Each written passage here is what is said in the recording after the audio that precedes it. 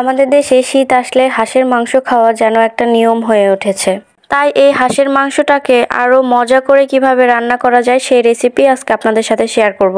Hello everyone, আসসালামু আলাইকুম। Welcome to Nusaiba's kitchen. আজকে আমি চুইঝাল ও আস্ত রসুন দিয়ে হাঁস ভুনা করব। আমি এখানে 1 কেজি প্লাস হাঁসের মাংস নিয়েছি। আর মাংসগুলোকে আগেই আমি ক্লিন করে পানি ঝরিয়ে নিয়েছি। এরপরে চুলায় আমি একটি পাত্র বসিয়ে দিয়েছি। দিয়ে দিলাম পরিমাণ মতো তেল। তেলটা গরম হয়ে আসলে আমি এর মধ্যে দিয়ে দিচ্ছি 1 কাপ পরিমাণ পেঁয়াজ কুচি। এবারে পেঁয়াজ কুচিটাকে তেলের সঙ্গে কিছুক্ষণ ভেজে হালকা লাল কালার করে নিব। এখানে আমি সব গোটা মশলা দিয়ে দিব। দিয়ে দিচ্ছি 2-3 পিস তেজপাতা, দিয়ে দিচ্ছি 2 পিস দারুচিনি, এরপরে দিচ্ছি কালো এলাচ, সাদা এলাচ, গোলমরিচ, লবঙ্গ, আরও দিয়ে দিচ্ছি 3-4টি কাবাব চিনি। একদম শেষে আমি দিয়ে দিচ্ছি বেশ কিছু আস্ত জিরা। পেঁয়াজের সাথে এগুলো ভেজে নিলে খুব সুন্দর একটা ঘ্রাণ আসে। সব মশলা পেঁয়াজের সাথে ভালোভাবে ভাজা হয়ে গেলে আমি এর মধ্যে দিয়ে দিচ্ছি অল্প একটু পানি, যেন মশলাগুলো পুড়ে না যায়। এবার আমি এর মধ্যে দিয়ে দিচ্ছি পরিমাণ মতো লবণ, 1 চামচ পরিমাণ মরিচ গুঁড়া, 1/2 চামচ পরিমাণ হলুদ গুঁড়া, এরপরে দিয়ে দিচ্ছি আদা রসুন জিরা বাটা 2 টেবিল চামচ পরিমাণ। এবার এই মশলাগুলোকে আমি একটু সময় নিয়ে কষিয়ে নিব। মশলাগুলো অনবরত নেড়ে চেড়ে ভালো মতো কষিয়ে নিতে হবে।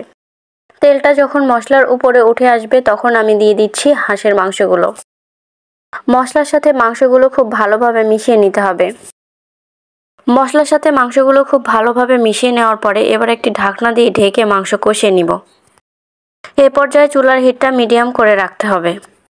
আমি প্রায় 15 মিনিটের মতো এভাবেই ঢাকনা দিয়ে ঢেকে কষিয়ে নিয়েছি। আর এর মাঝে আমি বেশ অনেকবার ঢাকনাটি তুলে নেড়েচেড়ে দিয়েছি।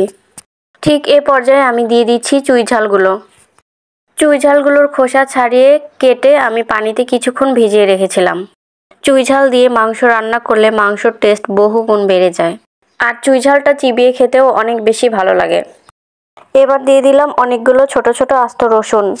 চুইঝাল সিদ্ধ হতে কিছুটা সময় লাগবে আর রসুনগুলোও আস্ত দিয়েছি, তাই আমি এগুলো কষানোর সময় দিয়ে দিচ্ছি। আবারও এগুলোকে নেড়েচেড়ে ভালো মতো মিশিয়ে দিলাম। মাংসগুলো আরও কিছুক্ষণ কষানোর পর এবার আমি দিয়ে দিচ্ছি পরিমাণ মতো পানি। সিদ্ধ হতে যেটুকু পানি লাগবে আমি সেই পরিমাণ মতোই দিয়ে দিচ্ছি। এখানে আমি গরম পানি ব্যবহার করেছি। যেহেতু হাঁসের মাংস সিদ্ধ হতে একটু সময় লাগে, তাই একটি ঢাকনা দিয়ে ঢেকে প্রায় 40 থেকে 50 মিনিটের মতো রান্না করে নিব। এর মধ্যে আমি একটু পরপর ঢাকনাটা তুলে নেড়েচেড়ে দিয়েছি। এবার আমি ঢাকনাটি তুলে মাংস রসুন সব চেক করে নিয়েছি। মাংসগুলো ভালো মতো সিদ্ধ হয়ে গিয়েছে। আমার রান্নাটা প্রায় শেষের দিকে।